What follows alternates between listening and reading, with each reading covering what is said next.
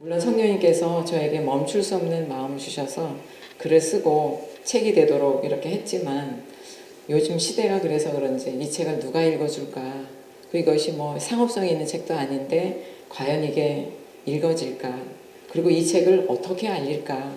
옛날 같으면 막 사람 만날 때마다 들고 다니면서 주고 그랬거든요. 책 주고 밥 사주고 차 사주고 그렇게 해서 막 나눴는데 이제는 그것도 쉽지가 않은 때가 돼서 어떻게 알릴까 하다가 이제 정말 지인을 통해서 텀블벅이라는 걸 알게 됐고 텀블벅에 이제 오픈이 된 다음에 제가 하나님께 이렇게 기도했어요.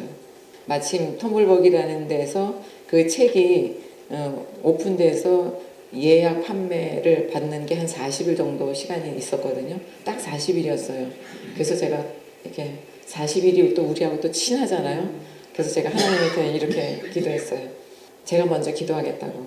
하나님, 이 기간 동안 책을 읽을 사람들은 누군지 모르지만 책을 읽을 사람들에서 기도할게요.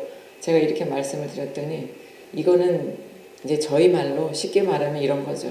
하나님, 이 책을 만드는데 500만 원 가까운 돈이 드는데 부담이 됩니다.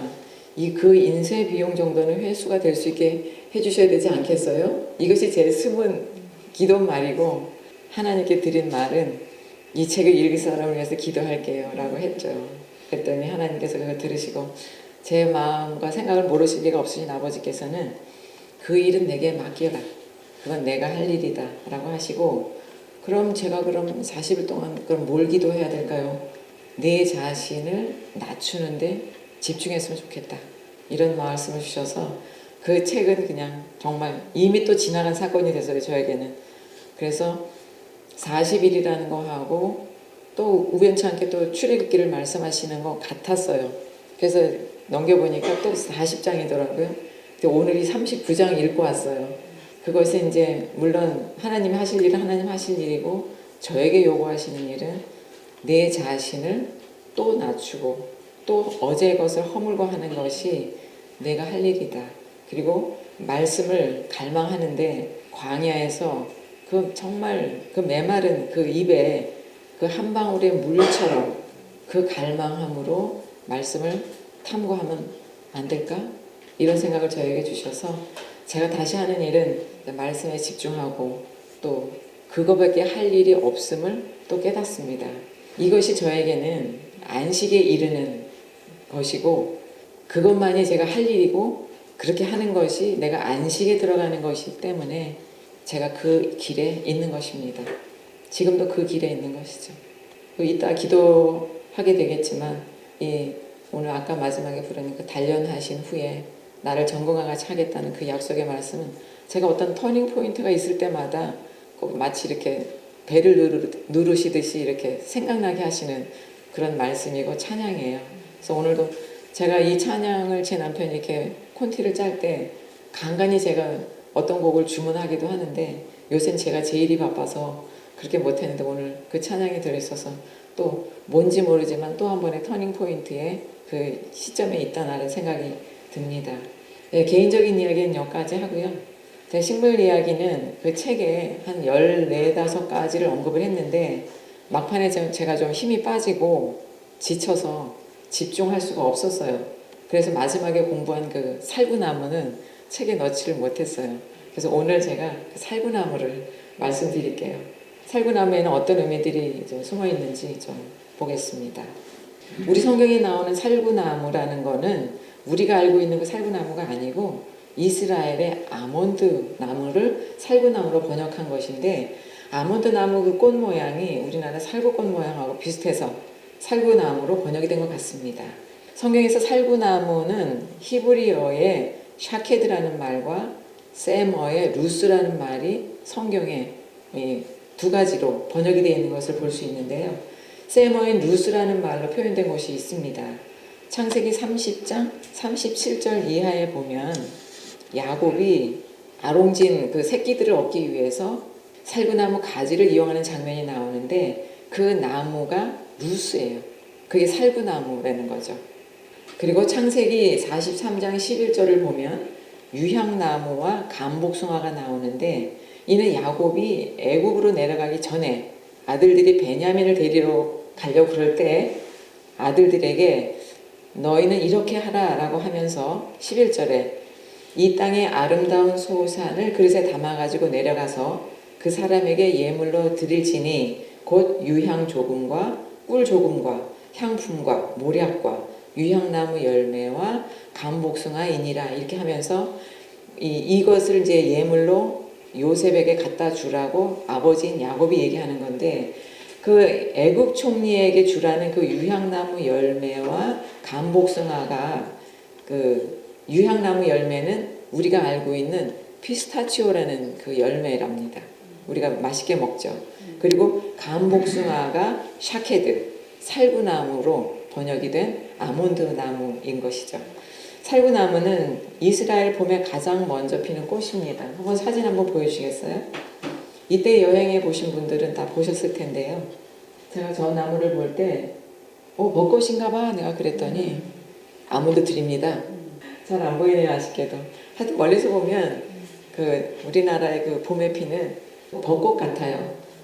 예, 그리고 그 생태적인 것도 잎이 나기 전에 꽃이 먼저 피는 것도 똑같은 것 같습니다.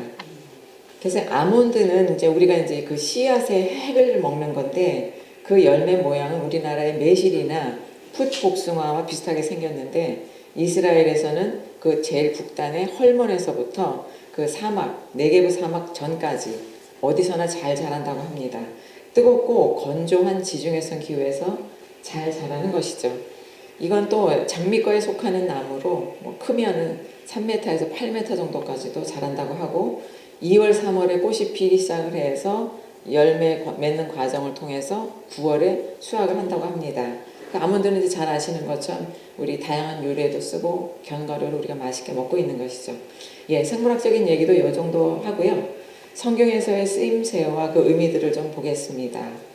세머의 루스와 히브리어의 샤케드가 모두 아몬드 나무로 번역이 됐다고 말씀을 드렸는데요.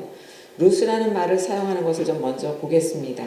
창세기에 야곱이 하늘에 그 닿은 오르락내리락 하는 그 사다리를 본 장소가 베델, 이곳을 루스라고 덧붙여서 기록하고 있는 것을 우리는 볼 수 있습니다. 그것은 아몬드 나무가 많았던 곳이라는 것을 알 수 있는데요. 창세기 한번 볼까요? 28장 19절입니다. 예, 그곳 이름을 베델이라 하였더라. 이 성의 옛 이름은 루스더라. 이것이 다 아몬드 나무가 많이 난 지역에 대한 별명 같은 의미를 갖고 있었습니다. 야곱이 하늘과 연결된 그 사닥다리를 본 그 사건이 있었던 그 지역이 베델이고 그 성의 옛 이름이 루스다, 이런 얘기를 지금 우리 보셨는데요. 아몬드 나무는 봄에 가장 먼저 피는 꽃이고, 예, 계절적으로 추운 겨울이 지났음을 알려주는 아주 좋은 의미를 갖고 있는데, 이것은 마치 새벽을 알리는 파수꾼이 나팔을 부는 것처럼 같은 그림인 거로 이해가 됐습니다. 겨울이 지나서 봄이 왔다라는 것, 그리고 밤이 지나서 새벽이 왔다는 것, 이것이 제게는 이렇게 같이 이해가 됐고요. 겨울을 지났다는 것의 성경적인 의미는 다 아시지만 큰 환란에서 나왔다. 그 환란이 끝났다. 따라서 바벨론에서 돌아왔다. 모형과 그림자에서 나왔다. 또 사망의 흑암에서 나왔다. 또 신약의 개념으로 좀 얘기해보면 영적인 무지, 즉 깨닫지 못함에서 나왔다 라는 의미가 겨울이 지나고 꽃이 피었다, 이런 의미가 되겠습니다. 이것이 봄에 가장 먼저 피는 아몬드 나무가 가지는 아주 중요한 상징인 것이죠. 그리고 꽃이 피었다는 것은 어둠의 등불이 밝혀진 것입니다. 등불이 밝혀졌다는 것도, 어둠의 등불이 밝혀졌다는 것도 이런 물리적인 이해가 아니라 말씀이 비춰진 것이죠. 말씀이 비춰진 것, 하나님의 얼굴을 드러내신 것이죠. 이 흰 꽃은 큰 빛으로 하나님의 빛이 비춰졌다라는 의미가, 동일한 의미가 되겠습니다.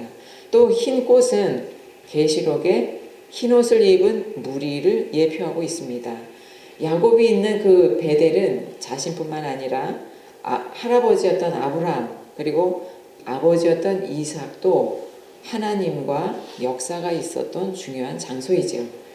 방법은 다르지만 야곱도 조상들의 뒤를 이어서 하늘이 열리는 그 경험을 하게 된 곳이 베델이고 다른 이름의 루스였던 것입니다.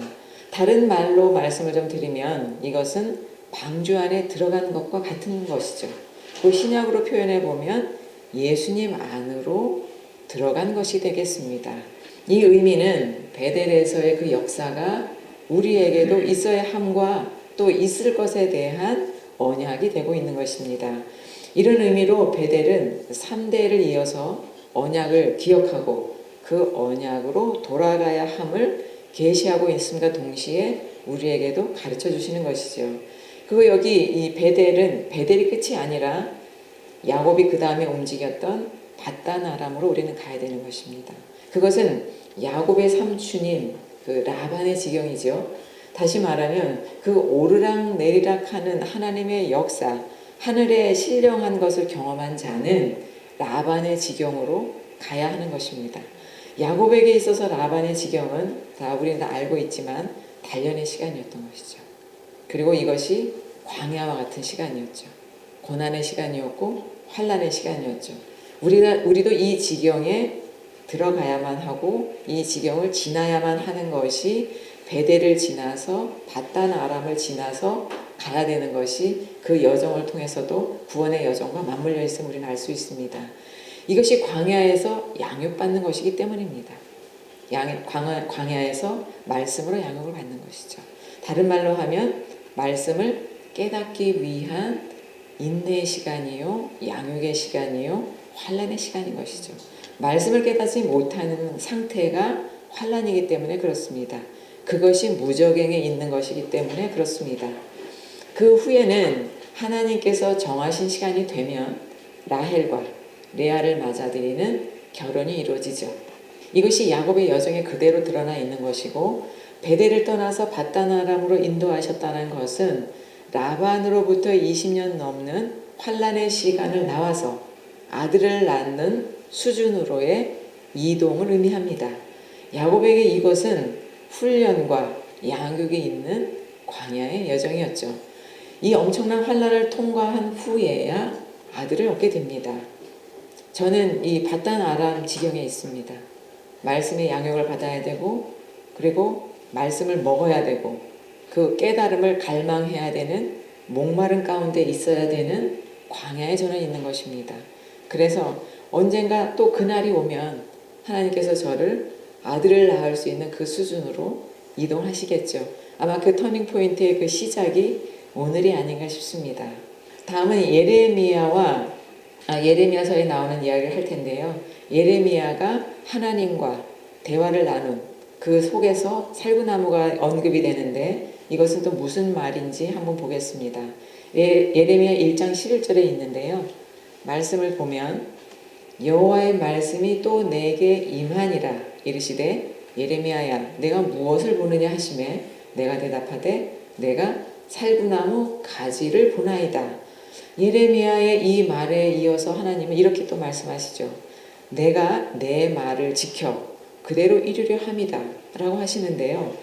예레미야는 살구나무 가지를 봤다고 하는데 하나님께서는 나는 내 말을 지킬 거야 라고 하는 게 무슨 의미일까 좀 공부해 봤습니다. 이 말씀을 다시 원어로 좀 넣어서 읽어보면 이런 말인 거죠. 예레미야야 네가 살구나무 즉 샤카드를 보느냐 내가 샤케드 할게 이런 말인 거예요. 그러니까 이 모음을 이용한 하나님의 언어 유희인 것입니다. 예레미야야 내가 샤케드를 보느냐 내가 샤케드 할게.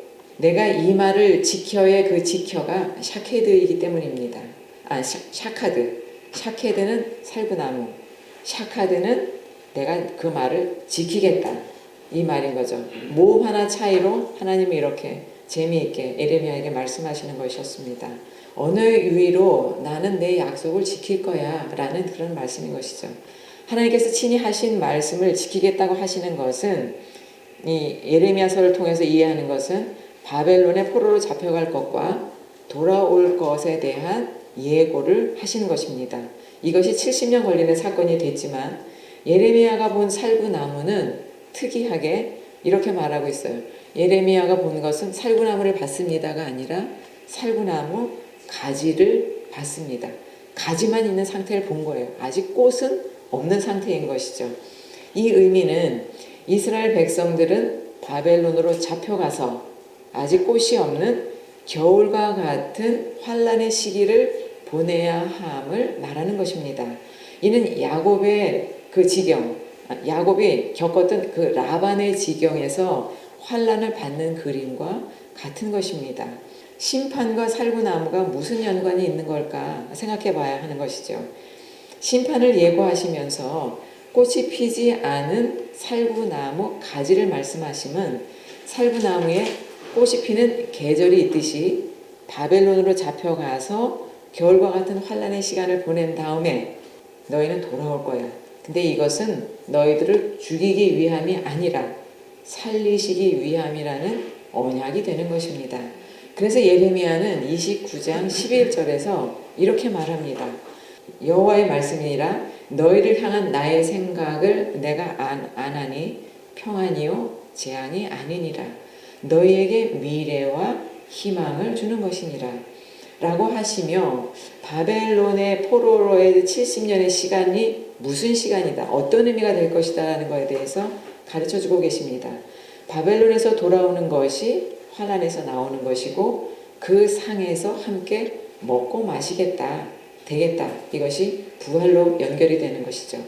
이것을 계시록은 다시는 줄이지도 목마르지도 않을 거야 라고 하시는 말씀과 같은 것입니다. 예레미야는 이런 개념을 가지고 살구나무를 본 것이고 언약궤 안에 두었던 그 아론의 쌍난 지팡이를 생각했을 것입니다. 또 살구나무 모양을 하고 있는 그 성전의 그 등잔대 메노라를 떠올렸을 것입니다. 메노라 사진도 한번 보여주시죠. 그리고 예레미야는 이어서 더 거슬러서 에덴에 있다고 생각한 그 생명나무를 떠올렸을 것입니다. 저 그림에 보시면 저 모양이, 꽃 모양이 살구꽃 모양이에요. 그 살구꽃 모양을 형상으로 해서 만든 것입니다. 계속해서 말씀을 좀 이어가 보면 아론의 싹이 난 지팡이와 등잔대, 그 기름받침과 이 기름받침과 에덴 동산에 있는 생명나무는 예레미야가 이해하기를 살구나무로 이해하고 있었던 것이고, 지금도 유대인들은 그 에덴 동산에 있던 살구나무와 이 등잔대 메노라와 그 쌍난 지팡이, 아론의 쌍난 지팡이가 모두 살구나무로 이해하고 있답니다. 유대인들은 이렇게 이해하고 있는 것이 아몬드 나무이고요. 이것을 장래의 소망인 부활로 연결이 되는 것입니다. 부활은 생명나무를 먹어야 하기 때문인 것이죠. 그래서 아론의 쌍난 지팡이와 메노라와 에덴에 있는 그 생명나무가 모두 살구나무를 그 상징하고 있고 살구나무 형상을 가지고 있는 것이고, 이것이 생명나무의 그 말씀을 먹을 때 꽃이 핀 것처럼 부활로 연결이 되는 것까지 이 나무는 그 의미를 담고 있었습니다. 예레미야도 이런 그림을 가졌을 것이라고 제가 이해가 됐고요. 따라서 등잔에 불을 켜지는 것, 말씀드린 것처럼 살구꽃이 피는 것, 이것은 겨울과 같은 환란에서 나와서 부활에 이르는 그런 놀라운 것을 살구나무는 감추고 있었습니다. 그 지팡이에 꽃이 피는 것은 생명나무, 즉 생명의 말씀이 나타내실 것이라는 하나님의 그 뜻을 이해하고 예레미야는 백성들에게 당당하게, 담대하게 바벨론의 포로로 너희는 가라 라고 얘기할 수 있었던 것이죠. 그러니까 예레미야는 이것을 다 이해한 거예요. 이것을 생명나무와 그 쌍난 지팡이와 그 메노라와 이것을 다 말씀과 그 말씀을 먹음과 그것의 먹음에 대한 결과로 부활에 이루어질 것이라는 것을 예레미야는 이해했기 때문에 백성들에게 그렇게 매맞고 옥에 갇히고 수모를 당하고 생명의 위협을 느끼면서까지 바벨론으로 너희는 끌려가라, 포로로 가라 라고 외칠 수 있었던 것이죠. 언약궤 안에 넣으라고 하신 것을 그 히브리서 기자도 기록하고 있는데 히브리서 9장 4절 좀 보겠습니다. 언약궤 안에 들어있는 내용인 것이죠. 언약궤 안에 넣어둔 그 십계명이 새겨진 그 돌판, 그리고 만나 항아리, 그리고 아론의 쌍난 지팡이가 그 언약궤 안에 있었다라고 이제 히브리서 기자도 이제 기록하고 있고, 아시는 것처럼 돌판과 만나는 모두 말씀을 의미하고 있는 것이죠. 그 돌판에 기록된 그 말씀을 설명하는 것이 먹는 떡으로 만나로 드러내신 것입니다. 그러니까 돌판에 기록된 말씀과 만나는 모양은 다르지만 말씀을 의미하고 있는 것인 것을 우리가 알 수 있습니다. 싹이 난 살구나무 지팡이는 출애굽시 때 백성을 인도해냈던 그 지팡이이죠. 이 지팡이의 싹이 남도 여호와의 싹인데 이사야서의 기록을 좀 보겠습니다. 4장 2절입니다. 그날에 여호와의 싹이 아름답고 영화로울 것이요 그 땅의 소사는 이스라엘의 피난한 자를 위하여 영화롭고 아름다울 것이며. 예, 여호와의 싹은 먼저 예수님임을 우리는 알고 있습니다. 그리고 피난한 자라는 것은 육신의 구조, 즉 썩어질 옛 구조, 무너져야 할 돌 성전의 구조에서 나온 자들을 의미합니다. 이들을 이사야서는 시온에 남아있는 자, 예루살렘에 남아있는 자, 환란에서 나온 자들이라고 한 것입니다. 살구꽃 모양으로 만든 그 등잔대는 일곱 영임을 우리는 알고 있습니다. 이사야서에서도 이 기록을 볼 수 있는데 11장 2절에 있습니다. 11장 2절도 한번 같이 보실까요? 그의 위에 여호와의 영, 곧 지혜와 총명의 영이요 모략과 재능의 영이요 지식과 여호와를 경외하는 영이 강림하시니라. 예, 우리 이것을 여호와의 영, 일곱 영으로 우리 알고 있습니다. 십계명에 새겨진 그 돌판, 그리고 만나 항아리, 아론의 지팡이를 담고 있는 그 언약궤는 우리는 이렇게 이해할 수 있습니다. 이것은 방주, 그리고 교회, 그리고 성전인 우리들로 이해할 수 있습니다. 동시에 모형과 그림자이고 손으로 지어진 집이기 때문에 무너져야 할 돌 성전임을 중첩의 의미로 갖고 있음도 우리는 알고 있습니다. 이 일을 예수님께서는 죽으심으로 이뤄주신 것이고 휘장을 찢으심으로 지성소로 들어갈 수 있는 그 길을 내주신 것이죠. 또 부활하심은 메노라에 불이 켜지는 것과 아까 살구나무에 꽃이 피는 것하고 다 연결이 돼서 말씀을 드렸는데, 살구나무에 꽃이 피고 씨 맺는, 그러니까 씨 가진 열매를 내는 생명나무가 이 살구나무가 가지고 있는 그 의미가 되겠습니다. 생명나무는 말씀인 아몬드 씨를 먹은 자로 마음에 새 언약의 법을 가진 것이 됩니다. 이건 신약과 구약을 통틀어서 말씀을 드리는 개념인 거죠. 다시 한번 말씀을 드려보면 생명나무인 말씀을 그 아몬드 씨앗으로 형상하고 있는 그 씨앗을 먹음으로 마음에 새 언약의 법이 새겨진 것이죠. 이것이 우리가 가지고 있어야 될 모습인 것입니다. 그래서 그 씨는 다른 사람에게 또 먹여져서 또 아들로 양육하는 일이 우리에게 있어야 될 일이고, 또 그 씨앗을 먹은 자들이 해야 될 그런 일인 것입니다. 언약궤 안에 있던 그 싹이 난 살구나무 지팡이는 교회 안에, 또 교회인 우리 안에 있어야 할 생명의 말씀을 비유하고 있었습니다. 의외로 이 살구나무가 성경에 별로 언급이 별로 없어요. 예레미야가 가장 많이 쓴 말이에요. 그리고 아까 오전에 설교 말씀 때도 일곱 나무 말씀하셨는데 거기도 없어요, 살구나무가. 그래서 살구나무를 제가 공부하려고 했을 때도 성경 안에 언급하는 횟수가 적었기 때문에 자꾸 뒤로 밀렸던 거예요. 근데 나중에 알고 보니까 너무나 중요한 그 에덴 동산의 생명나무를 상징하고 있는 것이 살구나무였음을 공부가 끝날 때쯤 돼서 알았습니다. 예, 이것이 생명나무이고 살구나무였던 것이죠. 창세기의 시작과 계시록의 끝을 장식한 그 생명나무인 것입니다. 계시록에는 선악을 알게 하는 나무가 언급이 전혀 없는 거 아시죠? 그래서 살구나무는 에덴 동산의 생명나무라는 말로 오늘의 이야기를 마치겠습니다. 예, 고맙습니다.